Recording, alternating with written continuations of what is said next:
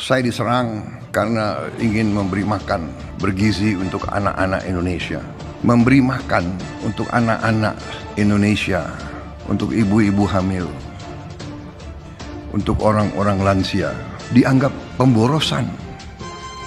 Tapi ribuan triliun yang menguap, yang pergi dari bumi Indonesia tiap tahun selama 34 tahun, tidak ada komentar, tidak ada pakar yang protes. Mungkin Pak Presiden bisa menyampaikan secara transparan dan akuntabel rakyat mana atau pakar mana yang melakukan penyerangan terhadap Bapak. Dan perlu kita sadar Pak bahwa Republik ini tuh bukan hanya milik Bapak semata atau kelompok Bapak, tetapi juga milik seluruh lapisan masyarakat. Artinya setiap rakyat yang membayar pajak itu berhak mengkritisi apapun kebijakan yang diputuskan oleh pemerintah yang itu berasal dari pajak rakyat. Kritik terhadap MBG misalnya adalah bentuk public accountability atas APBN yang sedang berjalan. Dan apakah kemudian Bapak menyadari atau tidak bahwa MBG ini tuh potensi korupsinya sangat tinggi. Penelitian Selios misalnya menyampaikan bahwa paling besar anggaran MBG ini adalah untuk penyelenggaranya, dan tertangkapnya kepala BGN kemarin Pak Dadan itu membuktikan bahwa sebetulnya di penyelenggaraan MBG itu sangat karut-marut di lapangan. Untuk Bapak Presiden Republik Indonesia, Bapak Presiden ke-8, Bapak Haji Prabowo Subianto, kami sebagai masyarakat bukannya menyerang daripada program Bapak yang namanya MBG. Kami hanya mengkritik dan memberikan saran agar MBG segera dihentikan karena kami menganggap MBG banyak madorotnya daripada maslahatnya Bapak. Yang kami lihat MBG hanya dijadikan ladang korupsi untuk para bangsat-bangsat, bajingan-bajingan yang ada di negeri ini Bapak.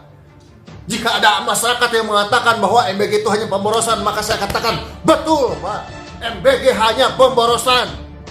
Bapak tahu berapa ton makanan yang terbuang per harinya yang tidak dimakan oleh siswa Pak.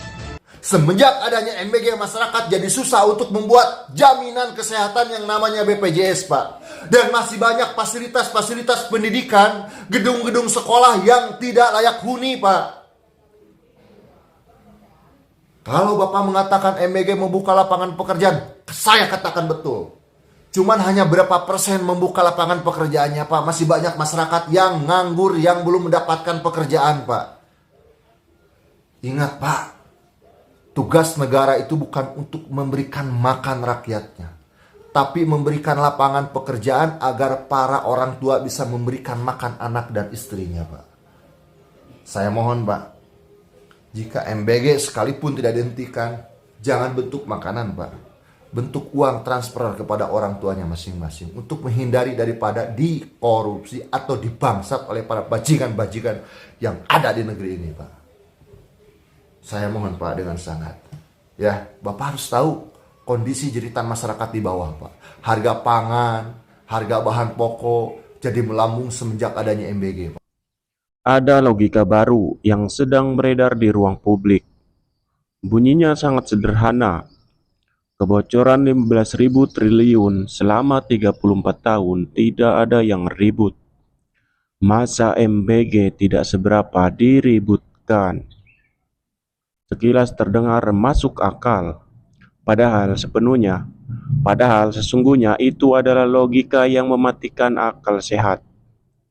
Itulah yang saya sebut korupsi permisif, bukan korupsi yang dilakukan dengan tangan, melainkan korupsi terhadap cara berpikir.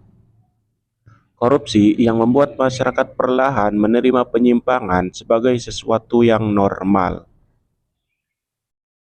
Dalam sidang Kabinet Paripurna 20 Juli 2026, Presiden Prabowo menyebut angka kebocoran 15.000 triliun selama puluhan tahun.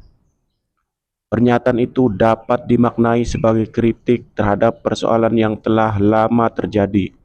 Namun di ruang publik, narasi tersebut berpotensi diselewengkan menjadi pembenaran. MBG itu kecil, BGN itu receh, dulu jauh lebih besar. Di titik inilah persoalannya, karena ukuran kejahatan bukan ditentukan oleh perbandingan, tetapi oleh pelanggaran hukumnya. Kalau pembanding menjadi ukuran moral, maka setiap kejahatan selalu bisa mencari kejahatan yang lebih besar untuk membela dirinya. Bayangkan logika sesat yang menghancurkan negara hukum. Bayangkan saja logika itu dibawa ke ruang sidang. Pencuri motor berkata, "Pak Hakim, saya memang mencuri satu motor, tapi ada koruptor yang mencuri triliunan." Bandit pun berkata, "Saya memang salah, tapi ada yang lebih salah."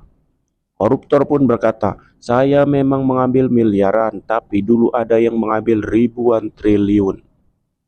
Kalau alasan itu diterima, maka pengadilan tidak lagi mengadili perbuatan, melainkan peringkat kejahatan. Negara hukum berubah menjadi lomba mencari pelaku yang lebih jahat.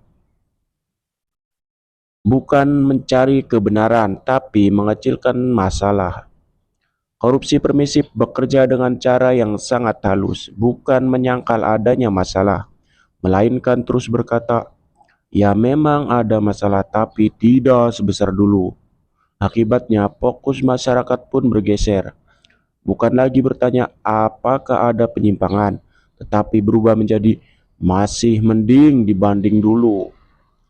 Standar moral akhirnya terus turun. Hari ini, korupsi 268 triliun dianggap kecil. Besok, korupsi 500 triliun dianggap biasa. Lusa 1000 triliun dianggap masih dalam batas toleransi. Yang berubah bukan angka, yang berubah adalah rasa malu bangsa.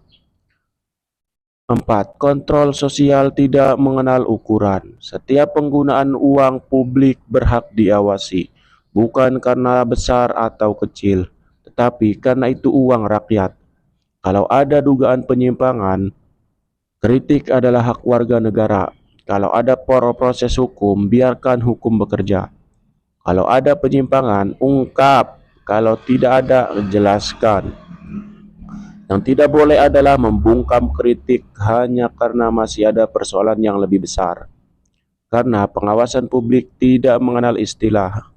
Korupsinya belum cukup besar untuk dikritik. Paradoks yang menyakitkan. Kalau benar kebocoran 15.000 triliun berlangsung selama puluhan tahun, maka justru itulah alasan mengapa setiap rupiah hari ini harus diawasi lebih ketat, bukan lebih longgar. Pengalaman buruk seharusnya melahirkan kewaspadaan, bukan toleransi. Sejarah seharusnya menjadi alarm, bukan tameng, karena bangsa yang belajar dari sejarah akan berkata, "Jangan sampai terulang." Sedangkan bangsa yang memakai sejarah sebagai pembenaran akan berkata, "Masih mending daripada dulu." Perbedaannya hanya satu kalimat, tetapi akibatnya bisa menentukan masa depan negara. Korupsi permisif lahir ketika masyarakat mulai mengukur kejahatan dengan perbandingan, bukan dengan prinsip. Hari ini yang dibela bukan integritas, melainkan selisih angka. Padahal prinsip negara hukum sangat sederhana. Yang melanggar hukum harus diproses, bukan dibandingkan, bukan di ranking, bukan dicari lawan yang lebih besar. Karena hukum tidak mengenal diskon sejarah. Korupsi 100.000 tetap salah, korupsi miliaran tetap salah, korupsi ratusan triliun tetap salah, korupsi ribuan triliun juga tetap salah. Kalau hari ini kita menerima alasan yang sekarang tidak usah diributkan karena dulu lebih besar, maka 10 tahun lagi akan lahir pembelaan baru yang sekarang tidak usah diributkan karena dulu juga pernah terjadi. Begitulah sebuah bangsa tidak runtuh dalam satu malam. Ia runtuh sedikit demi sedikit. Bukan karena korupsinya semata, melainkan karena akal sehat masyarakatnya mulai berdamai dengan korupsi. Dan ketika Pak Prabowo membandingkan dengan kebocoran masa lalu, ini menciptakan impresi seolah-olah memang pemerintah hari ini denial dan defensif terhadap kontrol masyarakat sipil.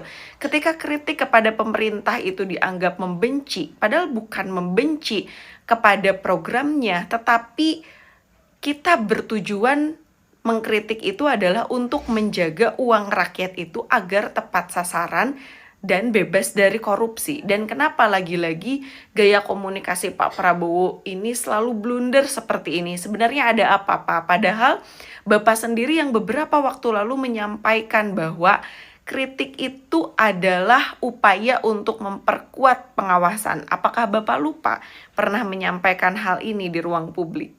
Saya diserang karena ingin memberi makan bergizi untuk anak-anak Indonesia. Memberi makan untuk anak-anak Indonesia. Itu kritik terhadap kebijakan, Pak, ya. Bukan serangan personal terhadap Anda. Dan kritik terhadap kebijakan adalah sesuatu yang normal. Anggaran MBG itu boleh diperdebatkan, efektivitasnya boleh dipersoalkan. Dugaan korupsinya wajib diawasi.